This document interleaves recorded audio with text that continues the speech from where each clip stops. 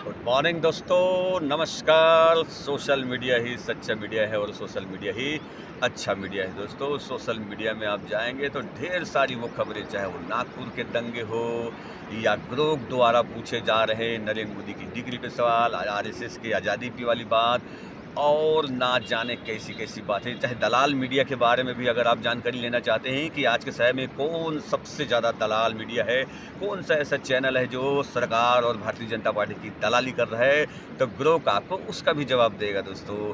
और दलाल मीडिया पत्रकारों के बारे में आप जानकारी लेंगे तो सोशल मीडिया के माध्यम से आप ग्रोक से सवाल करिए। उन दलाल मीडिया कर्मियों की भी सूची आपको उपलब्ध हो जाएगी जो टीवी पे आके भारतीय जनता पार्टी का बचाव करते रहते हैं दोस्तों। तो ज़बरदस्त समय है, आप और हम अच्छे समय पे हैं और सोशल मीडिया का ज़माना है दोस्तों। सोशल मीडिया में वो सारी बातें तैर रही है, चाहे नागपुर के दंगे में केवल मुस्लिम लोगों को ही आरोपी बनाया गया है। 50-60 ऐसे मुसलमान हैं जिनको आरोपी बनाया गया है दोस्तों। आप बताइए कि कोई जाके आपके घरों में झंडा उतारेगा, आपके घरों में कोई गाली देगा, तो क्या आप उसका प्रतिरोध भी नहीं करेंगे?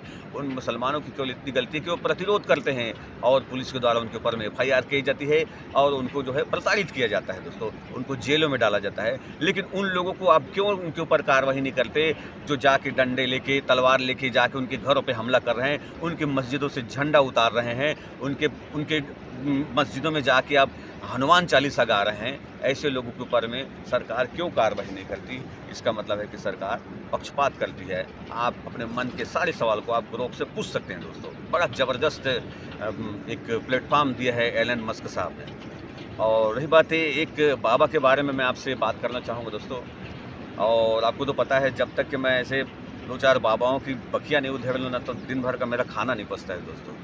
तो वैसे ही एक बाबा हैं, उन बाबा का नाम है मिस्टर राम भद्राचार्य उर्फ गिरधारी मिश्रा जी।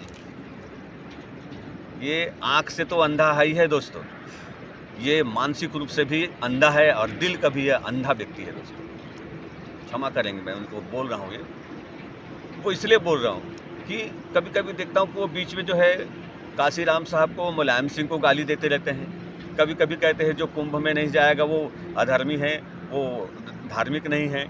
और कभी-कभी कहेंगे कि वो काशीराम साहब और मुलायम सिंह जो है वो मर गए तो अच्छा लगा। ऐसी-ऐसी बातें वो बोलते रहता है कि कभी-कभी तो हमें वो लगता ही नहीं कि वो संत है। इसीलिए मौर्य साहब ने कहा, स्वामी प्रसाद मौर्य साहब ने, ये तो संत के लायक ही नहीं है, ये संत ही नहीं है। इनका वक्तव्य आया था दोस्तों अभी 2 दिन पहले। ये कह रहे थे कि बाबा साहब अम्बेडकर को संस्कृत का ज्ञान नहीं था। अगर उसको संस्कृत का ज्ञान होता तो उन्होंने मनुस्मृति का विरोध नहीं करते, क्योंकि मनुस्मृति से ही हमारा विधान चलना चाहिए। पुराने समय में मनुस्मृति ही समाज और न्याय पद्धति का एक संविधान था, उसी से ही जो है समाज और देश चलता था। ऐसा रामभद्राचार्य जी का कहना है और पूर्व में ऐसा चला भी है। मनुस्मृति से इस देश की व्यवस्था चली है और मनुस्मृति से इस देश की जो बहुसंख्यक समाज है, जिन्हें हम आज आदिवासी के नाम से जानते हैं, जिन्हें हम आज पिछड़ा वर्ग के नाम से जानते हैं, जिन्हें आज हम शेड्यूल कास्ट के नाम से जानते हैं, और जो सिख और अल्पसंख्यक लोग हैं दोस्तों। सिख और अल्पसंख्यक को मैं इसलिए गिनता हूँ क्योंकि यहाँ के मुसलमान, यहाँ के ईसाई यहीं के ईसाई हैं जो 100-150-200 साल पहले कन्वर्टेड हो गए। इसलिए मैं उनको भी मैं अपने साथ ही लेता हूँ और ये सारे समाज मिलके एक शूद्र समाज बनता है दोस्तों। आपको पता होगा 4 वर्ण हैं, ब्राह्मण, क्षत्रिय, वैश्य, शूद्र। इस मनुस्मृति ग्रंथ में इस शूद्र कहे जाने वाले समाज को और बहुसंख्यक नारी समाज को शिक्षा से वंचित किया गया था दोस्तों, कि ये समाज जो है पढ़ नहीं सकता, ये समाज जो है धन संपत्ति नहीं रख सकता, ये समाज जो है आर्थिक रूप से मजबूत नहीं हो सकता, ये समाज जो है हथियार नहीं रख सकता अपनी रक्षा के लिए, और सारे हक और अधिकारों से इनको पंगु कर दिया गया और मनुस्मृति का शासन लाद दिया गया, जिसमें शेड्यूल कास्ट के लोग जो है गले में हंडी और पीछे झाड़ू बांध के चलते थे और नाना प्रकार के टैक्स दिया करते थे। ये स्तन टैक्स तक लिया करते थे।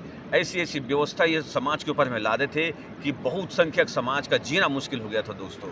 आज ये उसी विधान को ये कहते हैं कि उससे देश चलाएंगे, मनुस्मृति से, जो एक खाली एक वर्ग समाज को जो है एक हक और अधिकार देता है।